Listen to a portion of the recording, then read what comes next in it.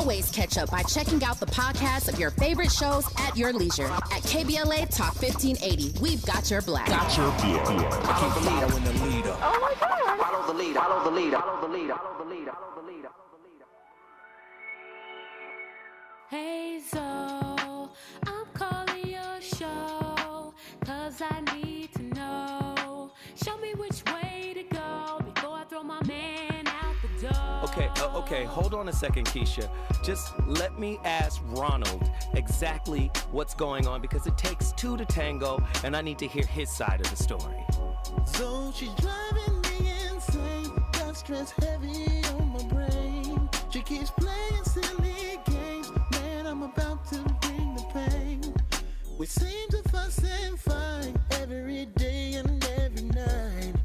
Please give some advice so we can see the light, see the light.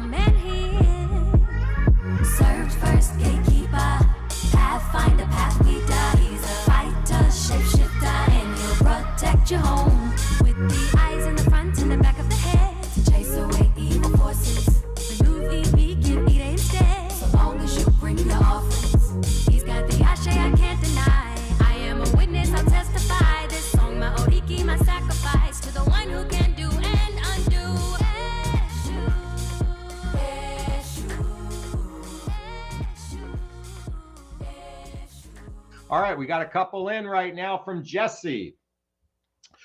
Question. I was asking a guy who I met online, first conversation, about his dating history, and he started to feel uncomfortable and said he preferred our deep conversation. Didn't ask me questions, thoughts. Okay, a lot of people feel uncomfortable about speaking about their past relationships. A lot of people feel uncomfortable.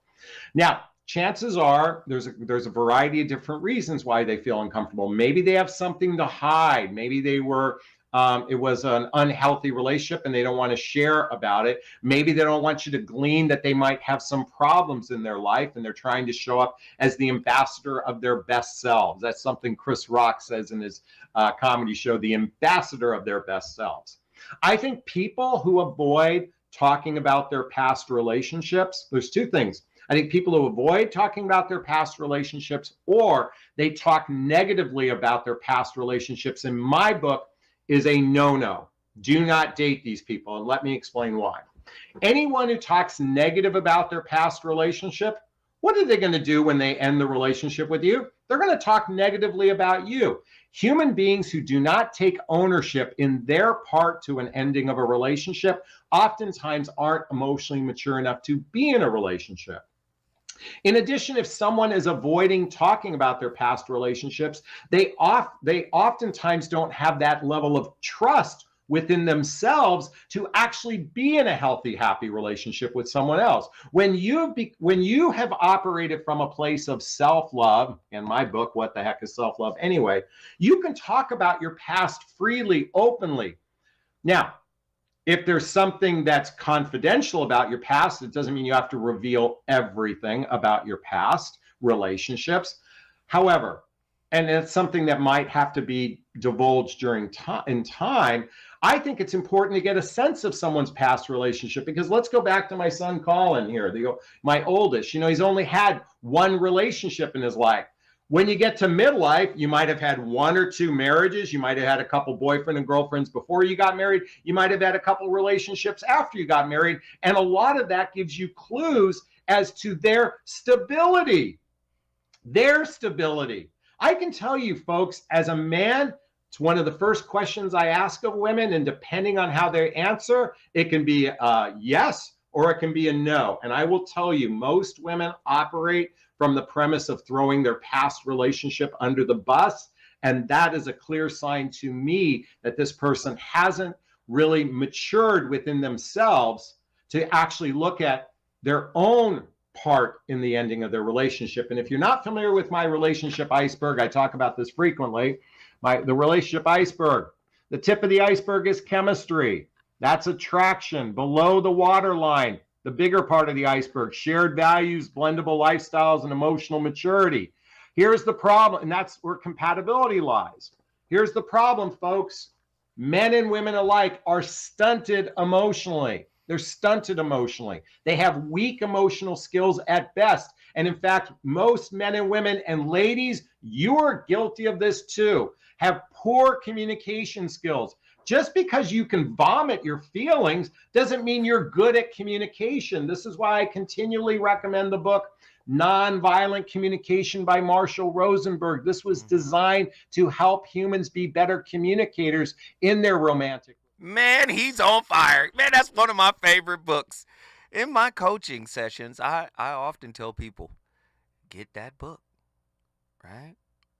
Nonviolent Communication. I actually tell them to get 2 books because I want you to balance it out. I don't want you to have Pollyanna communication. But I tell them to get 2 books. I tell them to get Radical Honesty by Brad Blanton. And I tell them to get the Nonviolent Communication book so you can find a happy middle ground. Both books are on the far end of the extreme, right? But man, oh Manischewitz, he said so much. Let me just say this. I used to think it was a big deal, right, in the beginning to find out who this person was dating.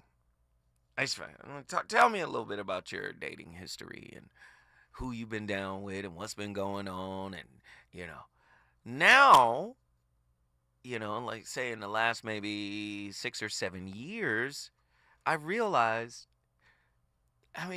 that's like asking a person to take an online test, right? A personality test, right? If you're intelligent enough, you can answer those tests in a way to where, they kind of make you look like you're something you're not, right? Because most people don't take those tests truthfully, right? But what's really interesting, I don't ask people anymore, like, tell me, your dating history, because they can fudge it, right? Just like the guy just said, they can trash the previous person, blah, blah, blah, right? What's better, in my opinion, hey, let's take an attachment style test. I'll take one and you take one. And what's important is we have to make a pact here. Let's tell the absolute truth, right? When we answer these questions, let's tell the absolute truth. Now, what's interesting is you take the test. Say they're lying on the test, right? They're answering all the questions because they're smart and they know, what seems like a favorable answer over an unfavorable answer. So, their attachment style comes out as secure, right? This will give you all you need to know. Say come out as secure. Secure is in the minority, right? So when somebody says, oh, my attachment style is secure, I'm like, really? An elf? Great. But all you got to do is then shift into observation mode. If they start acting clingy, if they go hot and cold, if they start doing all this maladaptive attachment wound stuff, you'll know you didn't tell the truth. You don't even need them to tell you about every person they dated and how it went, good or bad.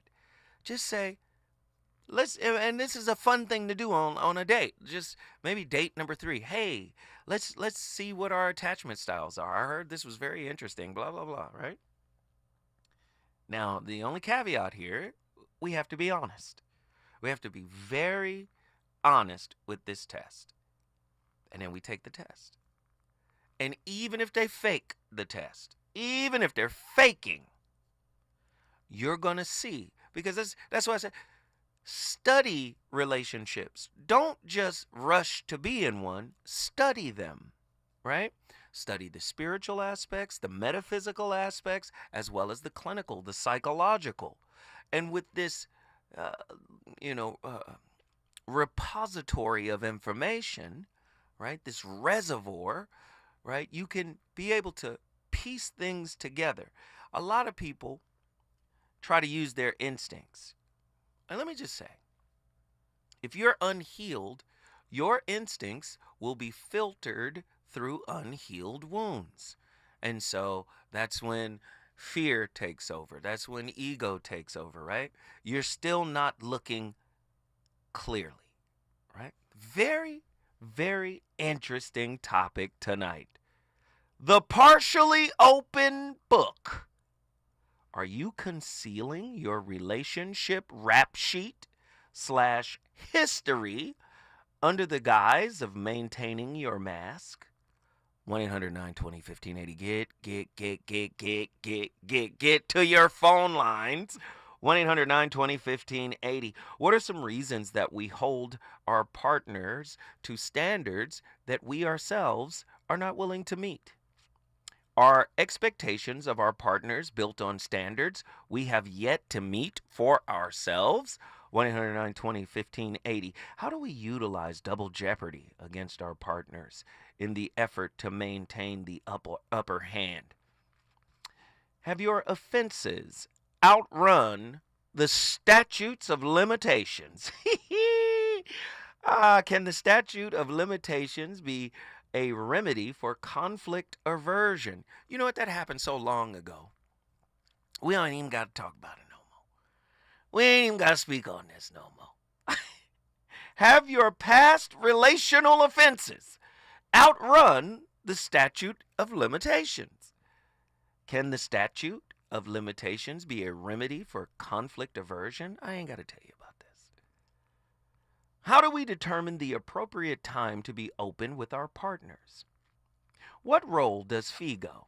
FIGO is a term from my relationship dismount book, circa 2015. FIGO means fear and ego. What role does FIGO play in our willingness to reveal and heal our relational offenses? Is the act of being an open book par for the course if you seek to build intimacy within an intimate relationship? Are you an open or closed book? Ugh, my goodness. Is a little personal secrecy good for relationships? What are the pros and cons of being an open book type of person? Is being an open book the same as oversharing?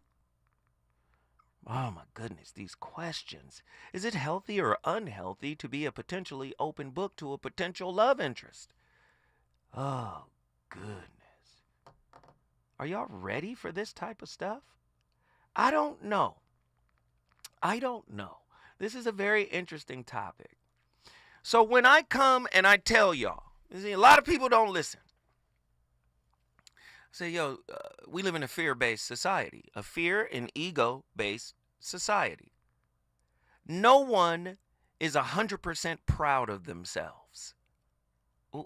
You get them alone and you start talking to them and you'll find out that there are dark corners in their spirit that they don't approve of, that they don't embrace.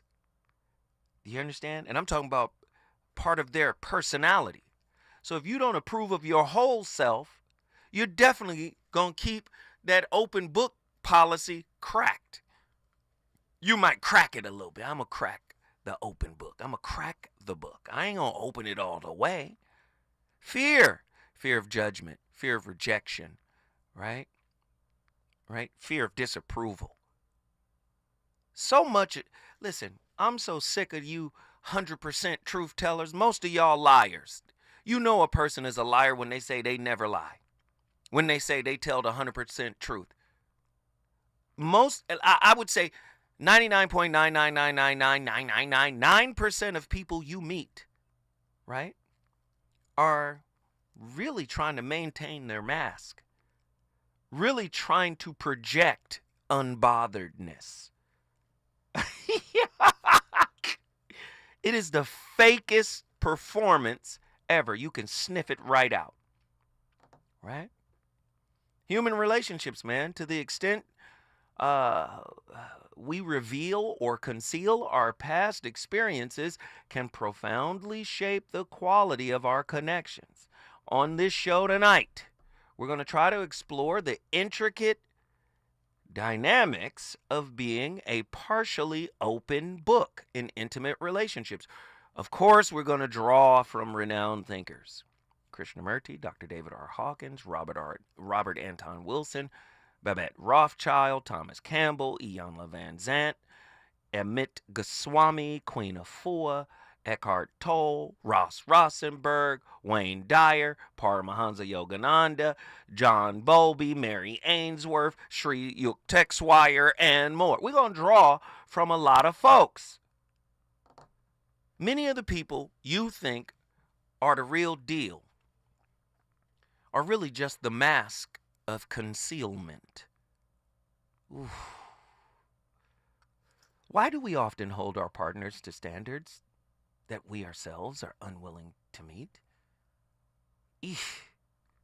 When I come forward, man. When I come forward in the name of Sweet Baby Ray's barbecue sauce, we gonna kick this thing off.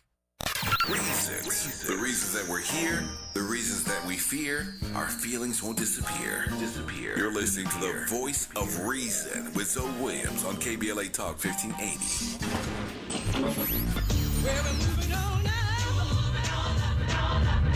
Tavis is like George and Wheezy.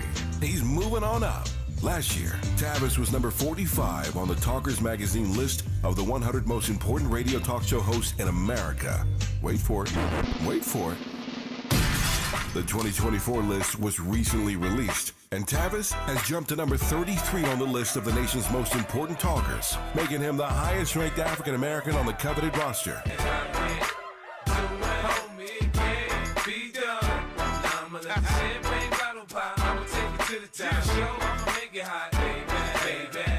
Congratulations to Tavis Smiley from all of us at KBLA Talk 1580. We've got you black.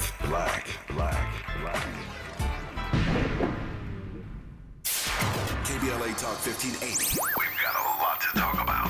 KBLA Talk 1580, connecting you with services and solutions. Legal Aid Foundation of Los Angeles is a nonprofit law firm that protects and advances the rights of the most underserved, leveling the playing field and ensuring that everyone can have access to the justice system. Every year, LAFLA provides free, high-quality legal services to more than 100,000 people living in poverty across greater Los Angeles. Their unique combination of neighborhood offices, self-help centers at courthouses, and domestic violence clinics puts Legal Aid Foundation of Los Angeles on the front lines in vulnerable communities and at the forefront of change. LAFLA's expert team of attorneys, paralegals, and support staff works to provide direct representation, offer counsel and advice, provide referrals, and educate the community about their legal rights through workshops and seminars. With locations all over LA, you can access their services or volunteer to help no matter where you live. And if you have an urgent issue, call 213-235-0060. That's 213-235-0060. To get legal help, make a donation, or volunteer, visit LAFLA.org. LAFLA.org. This is a community call to action from KBLA Talk 1580. Hey, John, why so glum? I just got let go. The company's downsizing. This is the third time in the last 2 years. I'm done with this. Have you thought about My Computer Career? I've heard they can train you for a career in IT in just a few months, including cybersecurity and the basics of AI. And you don't need prior training or experience. Now that's a recession-resistant career. Wow, thanks. I'll check them out. Go to mycomputercareer.edu and take the free career evaluation. mycomputercareer.edu. Financial aid is available for qualified students, including the GI. You know you want some more. It's the voice of reason with Zoe Williams on KBLA Talk 1580.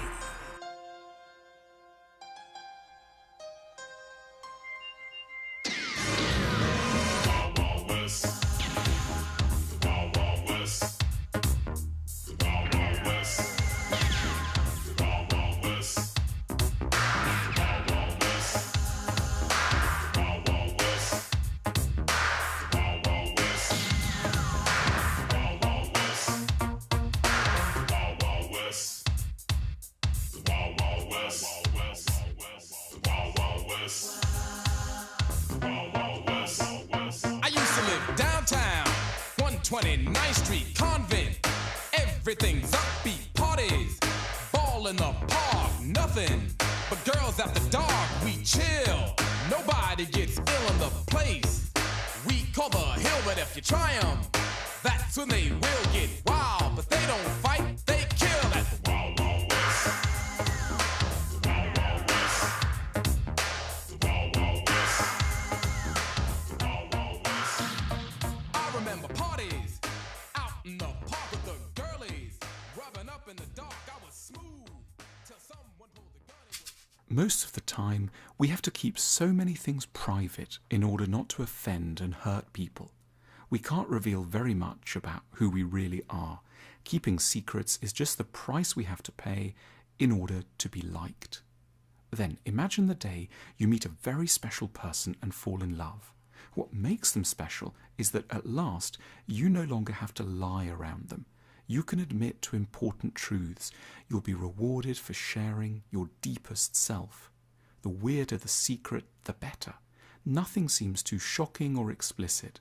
You can explain that you find a mutual acquaintance arrogant or mean, or that you think some supposed masterpiece of a book is actually very boring. You can explain that you like pulling hair during sex, or have always been excited by ropes. Love is born out of a new possibility for honesty.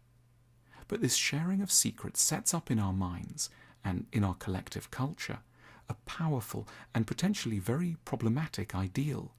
The notion that if two people properly love one another, then they must always tell each other the truth about everything. Yet over the long term, there are always going to be things we'll feel have a power to hurt and deeply offend those we love. This brings us up against a fundamental paradox within the modern understanding of love. Keeping secrets seems like a betrayal of a relationship.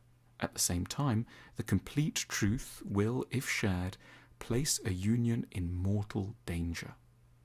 We are perhaps so conscious of the bad reasons for hiding things that we haven't paid enough attention to the noble reasons why, from time to time, true loyalty may lead one to say very much less than the whole truth. We're so impressed by honesty, we forget the virtues of politeness, which doesn't have to mean a cynical withholding of important information, just a dedication to not rubbing someone up against the full and more hurtful aspects of our natures. It's ultimately no great sign of kindness to insist on showing someone else our entire selves at all times. Repression, a certain degree of restraint, and a dedication to editing one's pronouncements belong to love as much as a capacity for explicit confession. The person who cannot tolerate secrets, who in the name of being honest always has to share everything, information so wounding it cannot be forgotten, that person is no friend of love. Ooh. Psych to Go is that's that YouTube channel, if I'm not mistaken. Which one is that one? The School of Life. That's the name of the YouTube channel. That one is fire. Determining the appropriate time to be open with our partner is, it's a complex, nuanced, multi-layered endeavor. Fear, ego, excuses, avoidance, guilt, obligation, often plays a significant role in our reluctance to reveal our relational offenses. Ross Rosenberg's concept of self-love deficit disorder emphasizes that our fear of rejection and judgment can lead us to withhold crucial aspects of our past, thereby hindering true intimacy, right? Oh man, this is crazy. In the act of being an open book, or is the act of being an open book necessary for building intimacy? While transparency fosters trust and connection, it is also essential to differentiate between healthy openness and oversharing. Iyanla Vanzant's emphasis on authenticity suggests that being an open book involves a balanced approach where we share enough to build trust without overwhelming our partners with unnecessary details. But let me just say this. It's wrong to hold on to somebody that you've already let go until you get comfortable with your new situation. I think sometimes you should say, you know what? I'm going to live in this middle space where I'm uncomfortable with the new situation, where, I'm not sure if the new situation is actually a good situation. I think you should just be okay in the gray area of the new space, as opposed to holding on until you get acclimated to the new space and then you're comfortable enough to let it go. I think I think you should be transparent in that moment. And I also think it's exceedingly childish to take that moment as a moment to say, well, you did it to me, so I get to do it to you. So when you hear people talk about spiritual maturity, right, and just being a good person, I think it's important that you don't justify your low conscious bad behaviors based on the humanity of another person, right? Everybody's going to be flawed. Everybody's going to run into whatever issues they have internally. And I think it's almost like kicking somebody when they're down. So this open thing, I think a lot of people struggle with in relationship. And I know for sure I'm one of those people. I've struggled with being open, totally open, because people are always flipping and dipping, don't even know. Listen, let's do this. When I come forward, I'm going to hear from these callers. They're going to tell me what you think. He's on fire tonight. It's the Voice of Reason with Zoe Williams, exclusively on KBLA Talk 1580. I'm Amber Payton. Here's the latest on the Black Information Network. Donald Trump says he'd rather be running against Vice President Kamala Harris than President Biden. At a press event from his Mar-a-Lago home in Florida, Trump criticized Harris's record on crime and other issues. Kamala's record is horrible. She's a radical left person at a level that nobody's seen. This was his first public appearance since Harris became the nominee and selected Minnesota Governor Tim Walz as her running mate. New Jersey flags will fly at half-staff starting on Friday in honor of Justice James H. Coleman Jr., who passed away last week at 91. Acting Governor Way calls Coleman a lifelong trailblazer and says his life embodies the intertwined history of inequality and progress in our country. Coleman was born the son of a sharecropper in racially segregated Virginia and broke down racial barriers when he became the first black justice to serve on the state Supreme Court in 1994. That's the latest. I'm Amber Payton on your home for 24/7 News, the Black Information Network. Steak it up a notch with new habanero lime steak from Qdoba. Grilled steak tossed in habanero sauce, lime juice, and fresh cilantro. The perfect hit of heat to spice up your entree. Here for a limited time only. Order today at Qdoba.com or download the app. Follow the leader. KBLA Talk 1580. Follow the leader. If you're not following KBLA Talk 1580 on all of our socials, then you're missing out. Download our app and find us on Facebook, Twitter, Instagram, YouTube, and on the web at KBLA 1580. That's right. Again, you can find all of our socials at KBLA 1580. We've got a lot to talk about. By the way, if you miss any of our weekday shows in real time, you can always catch up by checking out the podcast of your favorite shows at your leisure. At KBLA Talk 1580, we've got your black. Follow the leader. Oh my God. Follow the leader. Follow the leader. Follow the leader. Follow the leader. Follow the leader. We asked seniors how to prevent Medicare scams. My best advice, if you get a phone call, do not talk to the person. These people are well trained. Don't talk to them. They don't know me. They're just trying to scam me. Don't be fooled. Hang up.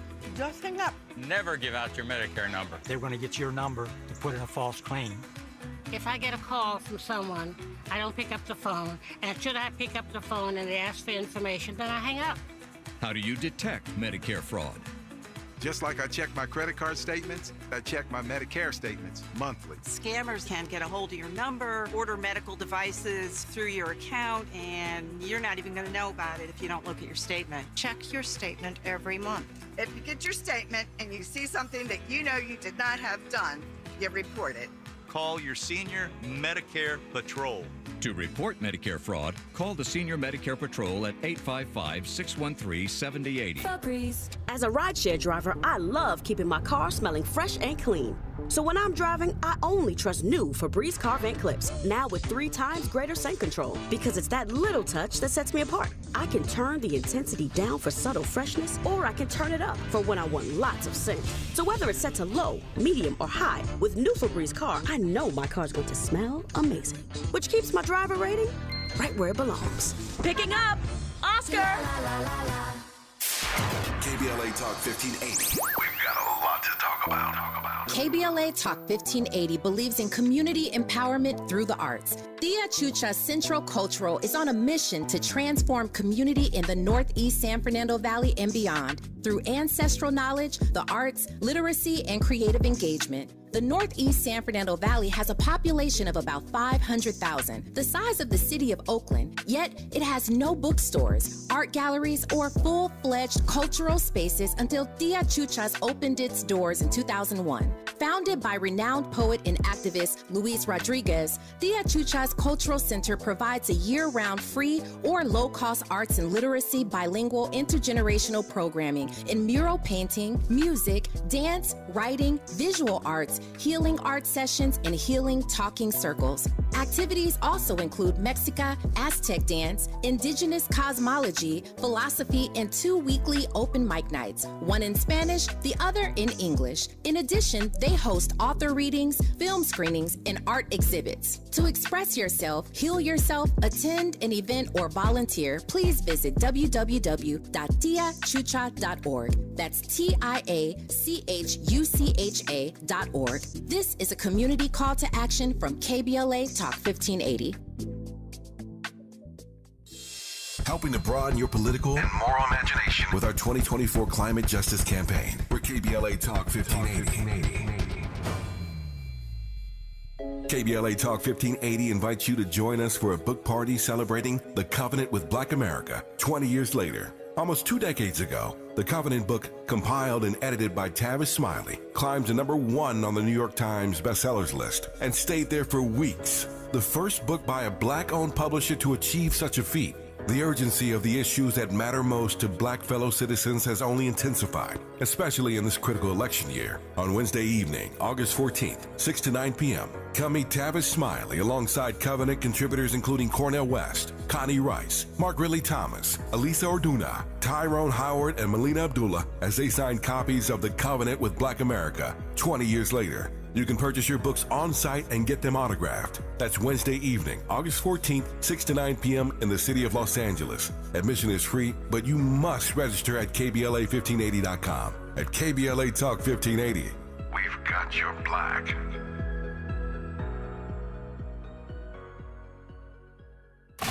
You're listening to the Voice of Reason with Zoe Williams.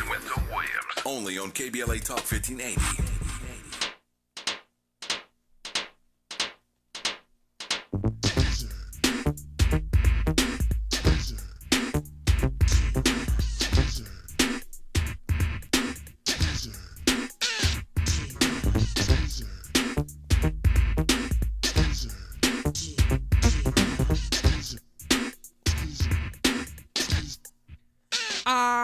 was walking down the street, rocking my beat, clapping my hands and stomping my feet. I saw a little lady so neat and petite. She was so sweet, yes, I wanted to meet her. So I asked this lady, could I take her out? We could wine and dine and talk about the birds and the bees in my water bed. And you could treat me like a Buddha and bow your head. We continued to talk, and before you knew it, we were at my house and it was time to do it. As soon as I finished, I lost my poise, ran outside and told all my boys. I said, listen up, fellas, come over here, bust it. They said, did you get it? I said, yeah. They said, how was it? The pussy was dope, and you know that I rocked her. But 3 days later, go see the doctor.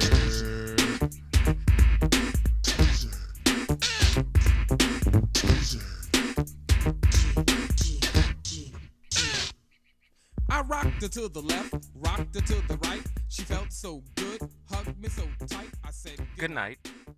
And this is not gonna make sense to everybody. But when I tell you something, it's for your good. You could take it or leave it. Now you could do what you want to do. But you see what she just said. She said she dated a guy a few months ago, and she told him what happened to her in her past when she was violated in her past. And right afterward, he began to aggressively touch up on her. This is what I try to tell y'all. And I have said in a video before, a guy will ask you what you've been through just to know what you will put up with, or what you've gone through, or what he can get away with. So it's like this. If you tell somebody that, see, listen, I was gonna roll with him a little bit, but it's a half truth. It's a half truth. A psychopath, a sociopath, a narcissist, a manipulator, an emotional abuser will do that. But to speak in absolutes, a guy will ask you what you've been through so he can look for a way in. Hold on, pimp. We got to start, you understand what I'm saying? It's very circumstantial. And we got to start prefacing some but not all, right? We got to start saying, you know, at the level of consciousness that I was raised in, this is normal. See, we'll throw a blanket license on everybody. You know, some men's, that's not all men. Do you understand what I'm saying? And healthy people, healed people, don't mind sharing what they've been through. Men or women. Because there's no fear. They don't care about how you feel, your interpretation of. They're sharing because they're giving you a glimpse into their world. So many people are afraid to allow others to glimpse inside their world. It's like a person with a messy house. They stop you at the front door. Hey, hold on, hold tight. They don't want to be judged, right? But before I get to the phone calls, let me just do this real quick. I know you guys have been listening to my playlist. You already know my playlist is my co-host. Today is one of my best friend's birthday. The legendary Kool Moe Dee. We're going to be rocking out with Kool Moe Dee records all night. One of my best friends, man. I met him in 97. I'm a music executive. Another music executive calls me and says, hey, man, have you heard Kool Moe Dee's demo? It's been floating around the industry. And I said, old ass Kool Moe Dee? Ha-ha-rah, Kool Moe Dee? You know, I'm making jokes, you know. And he was like, nah. Kool Moe Dee is on another level. He said, yo, he on some Rakim level. I said, knock it off. You mean, how you like me now? You know, I'm making jokes. So, what's interesting was he connected me with the brother. Mo sends me the demo. And my God, yo, it was incredible. It was nuts. And in 97, that was the beginning of a friendship, man, that like almost to a mentorship level. You know, I've DJ'd for Kool Moe Dee. I've executive produced albums for him. I mean, KRS-One became the A&R at Reprise Warner Brothers and signed Kool Moe Dee, and I was the executive producer of that album. And yeah, man, it's just a great friendship, and I wanted to acknowledge him today. It's his birthday. We got callers on the line. I'm sorry I digressed from the topic, but it was important that I acknowledge my big bro. And we're talking about being a partially open book in relationship. When is it ever safe to talk to somebody? To share the truth, the reality of who you are? Are you comfortable enough to share it with yourself? Are you a partially open book to yourself? 1-800-920-1580. We're about to get it right now. Brianna, Los Angeles. Let's kick it. Hey, so. Hey, long time no hear from. What are your thoughts on tonight's topic? Okay, so for one, in order to be an open book, you have to be a self-aware book. And to be a self-aware book, you have to be an accountable book. And a lot of us are running away from accountability. We don't want to talk about our past because that means we have to be accountable for our past. We're going to be asked questions. We're going to be challenged and not always automatically be the victim in our story. People are going to inquire, and that's going to show a lot about us that's going to require us to be accountable. Goodness gracious. What about the people who lean towards the classy? It's classy not to share. It's classy not to talk. I don't need to talk. What about people who go that direction? That only lasts so long. That's supposed to be in the beginning, you know, when you're still in the honeymoon, oh, that's cute phase. But at a point, life is very real. Life isn't always classy and quiet. So we got to get to the nitty gritty eventually. Man, this is how you bring LA in the building. Hey, Brianna, anytime you want to call in, you already know what it is. Guess what you just did? Brought LA in the building. LAX, we up in here. If you want to bring your city in the building, all you got to do is call me at 1-800-920-1580. We got more callers. D from Detroit. Get in here. Yeah. I was going to say, my son, I had, asked him, what do we think is wrong? Why I don't have a husband by now? So he said, because he's 24 and I'm 39. So he's going to say, well, Mom, you did stand my daddy 2 inches away from his heart. And I said, how do you know about that? He going to say, I was 2 months. And you think people going to stop talking about that on my daddy's side? I said, well, your daddy got 15 kids now. You first. He was like, you think they ain't telling you about how you did their mamas and stuff? And I was like, their mamas ran up on us. It was either us or them. And then he was like, but you never talked to us about that. And I said, what am I supposed to do? Bring that up the rest of your life? Wait, this is too rich. Hold tight. When we come forward, we going back to Detroit because she always gives us this story. It be deep. It be all over the place, but we love it. The Voice of Reason returns. Is it good to you? More Voice of Reason with Zoe Williams when we come forward. To help combat climate change, LADWP is helping neighborhoods have better access to electric vehicles by awarding nearly $130 million in EV rebates to customers just like you. From big savings on used EVs to building new charging plazas, LADWP is charging ahead to help all Angelinos experience the benefits of EVs. Get rebates of up to $4,000 for a used EV and $1,750 for a charger. Learn more at ladwp.com/EV. That's ladwp.com/EV. Workers in California cut and polish man-made stone for countertops, showers, and more. Without proper protections, workers breathe in harmful dust from the artificial stone material, which puts them at risk of developing silicosis. California employers are required to protect their employees from harmful silica dust by providing proper equipment and training. Stop dusty and deadly practices. Learn more at worksafewithsilica.org. This is a message from Cal OSHA. Hey, LA residents, it's planting season and the perfect time to get shade trees growing around your home. LADWP and City Plants are giving every resident up to 7 free trees. That's right, 7 free trees delivered right to your door. Trees are great for the environment, help improve air quality, and can help you save on your bill when you use less air conditioning to stay cool indoors. Learn more at ladwp.com/free trees. That's ladwp.com/free trees.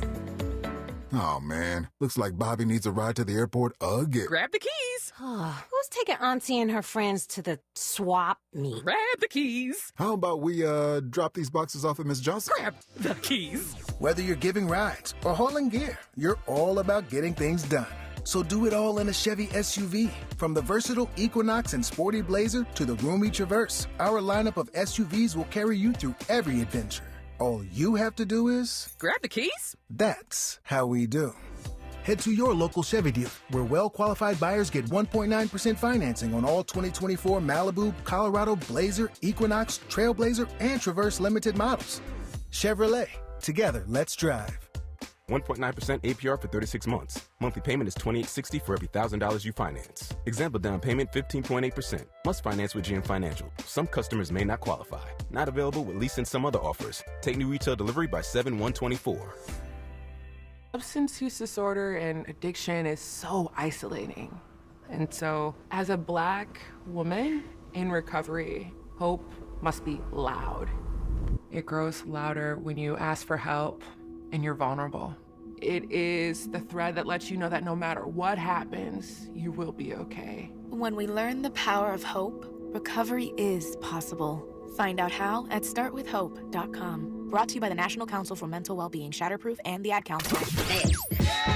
You know you want some more. More. It's the voice of reason with Zoe Williams on KBLA Talk 1580. The night train.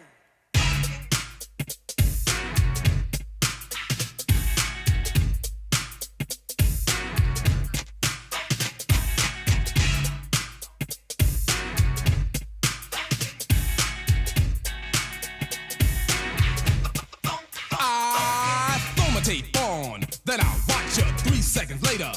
I got you shaking your head, dancing instead of sitting. The rhymes kick, the beat's hitting you just like a home run, slamming like a slam dunk. Ride the wave, James Brown, Dave Funk. It happened to James like it happened to me. How you think it feel to see another MC get paid? Using my rap style, and I'm playing the background. Meanwhile, I ain't with that. You can't forget that. You took my style, I'm taking it back, coming back. Like Return of the Jedi. Sucker MCs in the place that said I could only rock rhyme and only rock crowds, but never rock records. How you like me now?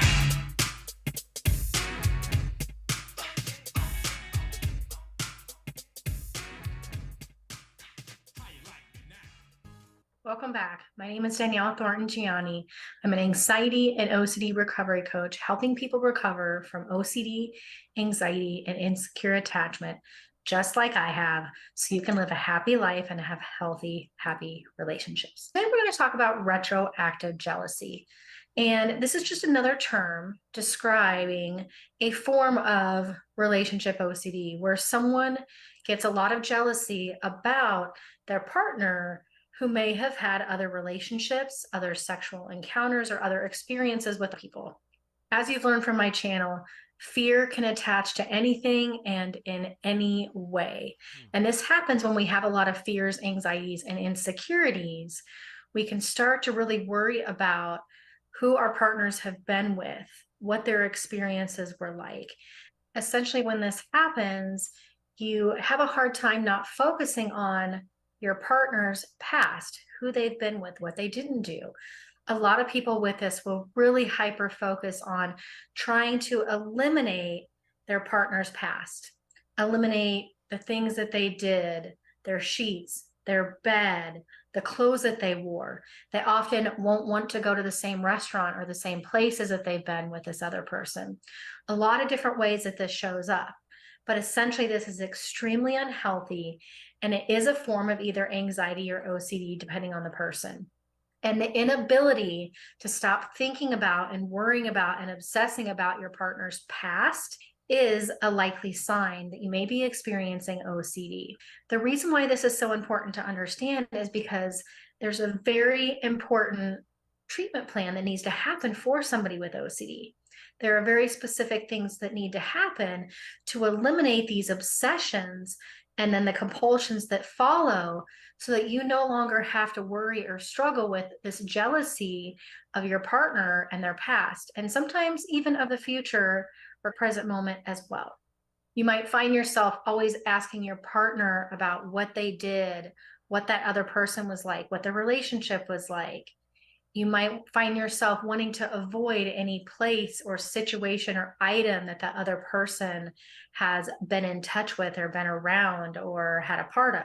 You might find yourself constantly checking your partner's social media. Hey, if somebody acting like that, run. Let me tell you something. Unless you want to be a wound babysitter and you have to switch your behaviors up to fit the demands of their unhealed wounds, you better get out of there.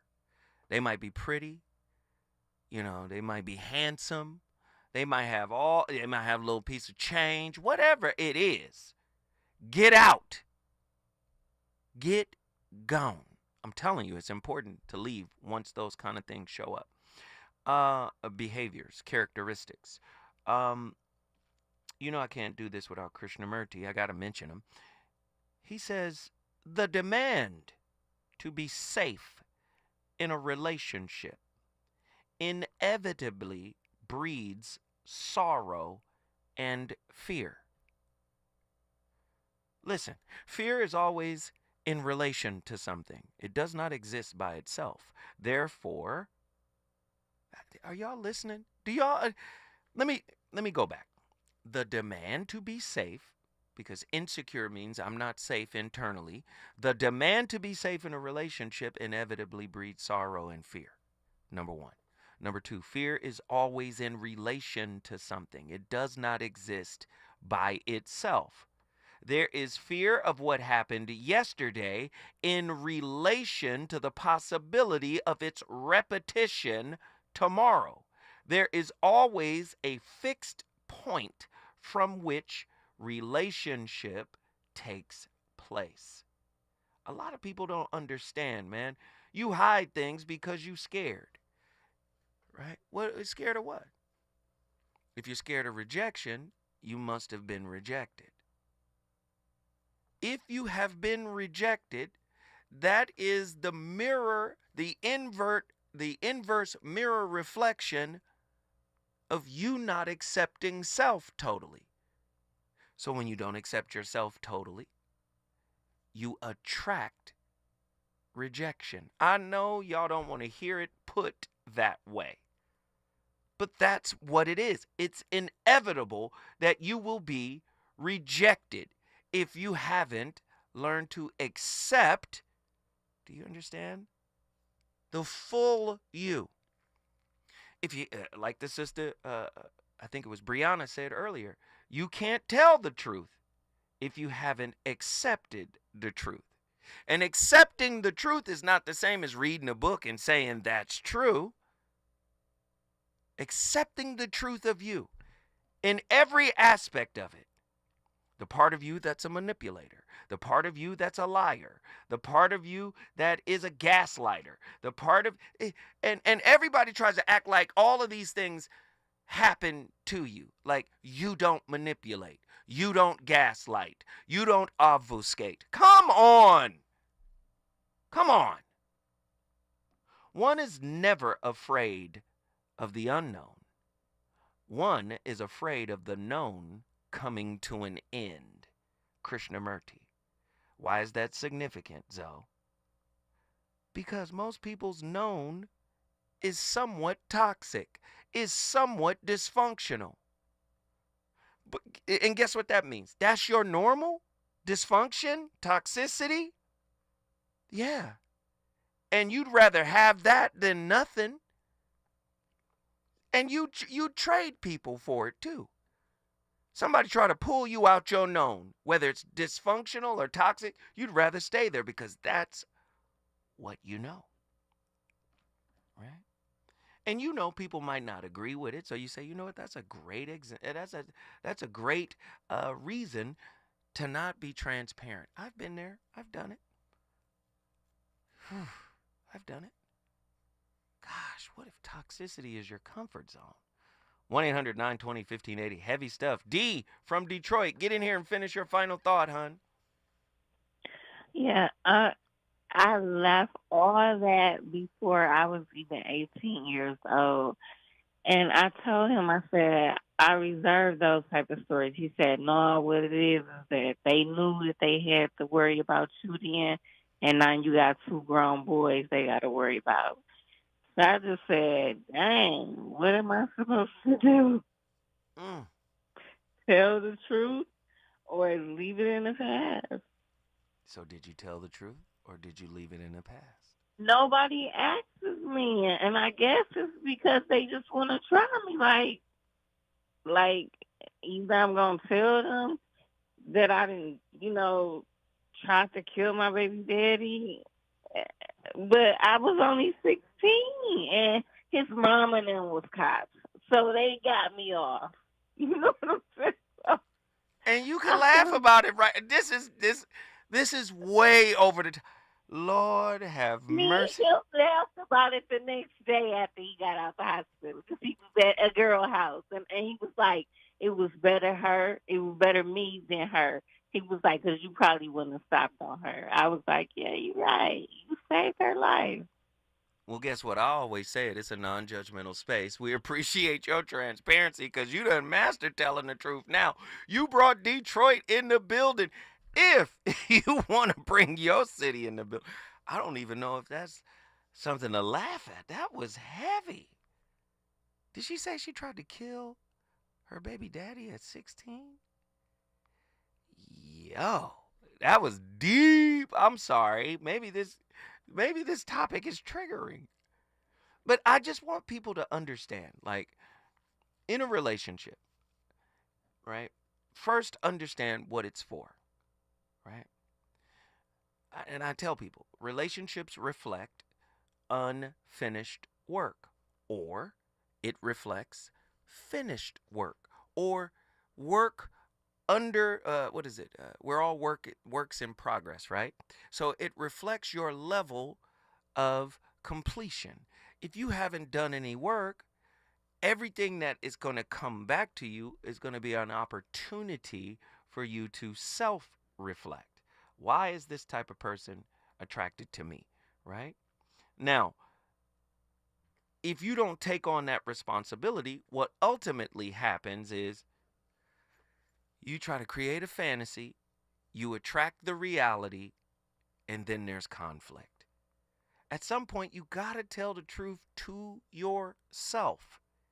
And when you do that, there will be an opportunity for the truth to be manifested in your life. I learned this the hard way. I'm sorry. I've learned it the hard way. Trying to protect myself. And I've learned it the hard way. When we come forward, we got more callers. Listen, I want to know. Can somebody tell me? I want to know.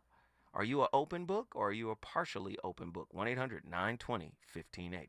KBLA 1580 Santa Monica. I'm Amber Payton. Here's the latest on the Black Information Network. Donald Trump says he'd rather be running against Vice President Kamala Harris than President Biden. At a press event from his Mar-a-Lago home in Florida, Trump criticized Harris's record on crime and other issues. Kamala's record is horrible. She's a radical left person at a level that nobody's seen. This was his first public appearance since Harris became the nominee and selected Minnesota Governor Tim Walz as her running mate. New Jersey flags will fly at half-staff starting on Friday in honor of Justice James H. Coleman Jr., who passed away last week at 91. Acting Governor Way calls Coleman a lifelong trailblazer and says his life embodies the intertwined history of inequality